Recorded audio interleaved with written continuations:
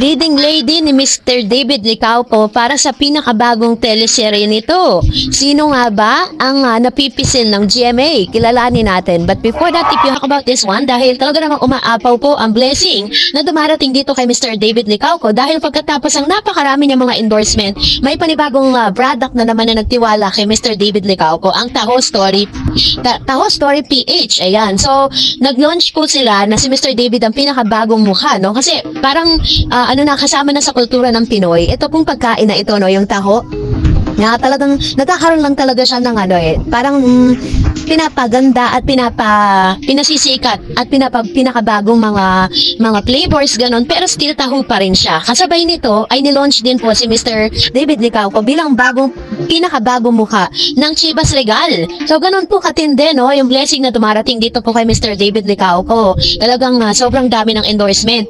And alam natin na kapag sa mga endorsement kasi bilang brand ambassador, hindi po ganon kaliit ang sinesweldo niyan, hindi po ganon kaliit ang PF niyan or yung kanya pong talent fee. Talagang may kalakihan. Kaya grabe po yung blessing niya. Pero eto na, another blessing ba to or what? Kasi kumakalat po ngayon sa TikTok, ito pong isang clip na sinasabing David Licauco new action teleserye. Pero eto nga, dahil pinagkakalat po ng TikTokers na ito na si Mr. David Licauco daw ay ang kanyang bagong leading lady ay si Miss Jillian Ward, no, na isa sa mga actress dito po sa GMA7. Alam natin na naging matagumpay ang teleserye niyang Abot Kamay ang Pangarap at tila baga nagkaroon pa nga siya ng award dito pero ito po ay isang pagtatama lang kasi naghanap po tayo ng means kung paano po nila nasabi na si Jillian Ward na yung makakasama o magiging leading lady ni Mr. David Licauco.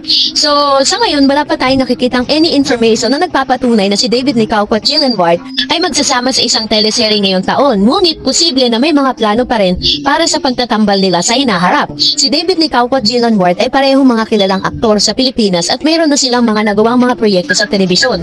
Kung may mga balita o anunsyo tungkol sa kanilang pagtatambal sa isang teleserye, tiyak na mababalita yan sa media outlets at sa social media. So yun po yung base po dun sa ating reliable source. And sa point of view ko lang, sa ngayon po kasi, wala pa pong new teleserye alert na lumalabas tungkol kay David Licauco. Kaya nga po kung makikita ninyo, puro endorsement lang po yung nakikita natin sa kanya. Tapos gumawa po siya ng kanta, diba? Yung I Think I Love You, na hanggang sa ngayon di pa po lumalabas yung music video. Natulad po ng music video noon na sinasabing hindi pa man lumalabas yung music video na yon, kumakalat na sa SOCMED na ang makakasama niya is si Miss Sue Ramirez, which is napaka-imposible, diba? Ngayon, ganon din po sa kanyang teleserye sinasabi. Wala pa pong teleserye na inihahain kay Mr. David Licauco at kay Miss Jillian Ward. Kaya kung ano man yung mga balita lumalabas ngayon, huwag tayong basta-basta maniniwala. Kasi po, hanggang sa ngayon po is parang meron silang timeline na inaantay, no, bago po gumawa ng teleserye si Mr. David. Kasi kung mapapansin ninyo, sunod-sunod po kasi yung kanyang teleserye na last 2024. So this time, half of a year, is hindi natin alam what's the plan of Mr. or of GMA. Pero sa ngayon, kinukumpirma ko at kinakancel ako ang balita na magkatambal sila ni Jillian. Wala pong ganong balita at wala pong ganong mga chismis na kumakalat ngayon sa social media. So, kaya naman na ang pinakagusto lang talaga natin, ang inilalaban kasi ni David, yung makasama niya, si Miss Barbie Forteza, dun po sa kanyang music video na I Think I Love You, diba? Pero syempre, ang last call at ang last decision ay manggagaling mismo sa director at sa kanilang management. So, yun po yung pinaka dapat nating abangan. And I hope and pray na si Miss Barbie nga talaga yung makasama na, kasi kung meron ng isang karapat-dapat na kasama ni David sa music video na yan, walang iba kundi si Miss Barbie Forteza. And for that, narito naman ang ilan sa mga komento, reaction po ninyo patungkol naman sa ating latest updates. Magbabasa po tayo at magre-react sa mga komento ninyo sa comment section. So, unahin natin ang komento mula kay Miss Luisa de la Cruz. Sabi niya, Happy Barda Day and Don Barda, Elite Barda, Royal in support kay David Post birthday OS. Ayan. So, salamat po, Ma'am Shi. And sabi rin ni Mr. Anthony, maganda talaga tong vlogger na to. Maliwanag niya, okay lang. Okay lang kitang panonoorin. Ayan. Salamat po. Sabi niya, very good po. Ikaw talaga ang para yung vlog mo about Barda na pagpatuloy mo lang po. Good. saying about Barda. Thanks sa positive thoughts mo about Barbie also. Ayan. Salamat po, Sir Anthony.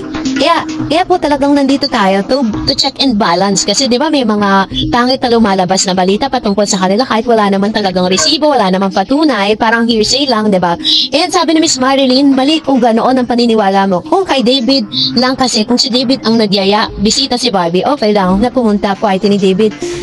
Respeto lang kay Barbie pa, may iniiwasan ang Barda. Ayan, so ito naman yung kanyang na opinion patungkol sa bagay na ito, ano? Dahil yun nga, naging big issue kasi yun na parang bakit daw wala si Miss Barbie Forteza sa mismong party. That party was intended to David, not to Barbie Forteza. Sabi ni Miss Edita, thank you Miss Dares, buti pa ka pa, hindi ka balingbing. Maganda ang vlog mo, hindi katulad ni Jim, puro negative, hindi maintindihan vlog, paninira ang ginagawa. Ayun po yung isang bagay na ayaw ko talagang gawin. Kasi kumbaga parang chinichismis mo na nga yung isang tao, tapos sisiraan mo pa, diba? So pwede naman po din kayong mag-relay ng information nang hindi kayo nagha-harm, diba? Ng reputasyon ng isang tao. Sabi ni Miss Red Lady, Barda, wow, galing mo talaga. Ikaw talaga si Madam Pekwa, lagi kong watch. Sabi ni Miss Joy, agree ako sa iyo, Barda pa rin. Ayan. So ito pa yung kanyang komento patungkol sa bagay na ito. Another comment, sabi po ni Miss Pinay, I believe every batch of Barda, they keep going strong as an individual or lab team, especially Barbie was into showbiz for many years and she knows all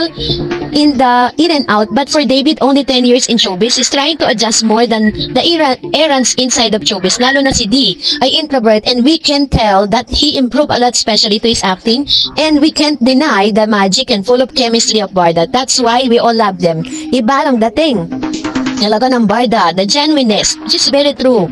Totoo naman po talaga yan. Very genuine naman talaga sila, diba? And respect to each other in spite of how the toxic bashers bash them. They still giving us more smiles and kilig. Diba talagang chemistry, and for sure, we will be all happy if they end up together for real. True naman. Kung meron ng talagang liligaya, pag sila na po talaga yung endgame na tinatawag, tayo pong mga Barda yon. Kasi, diba, parang napaka-compatible kasi talaga nilang dalawa. Isang nonchalant, tapos isang napaka-expressive, diba? So, that's it for today. For more videos and updates, please don't forget to like and subscribe. And please don't forget to follow my Facebook page, Dar Eds.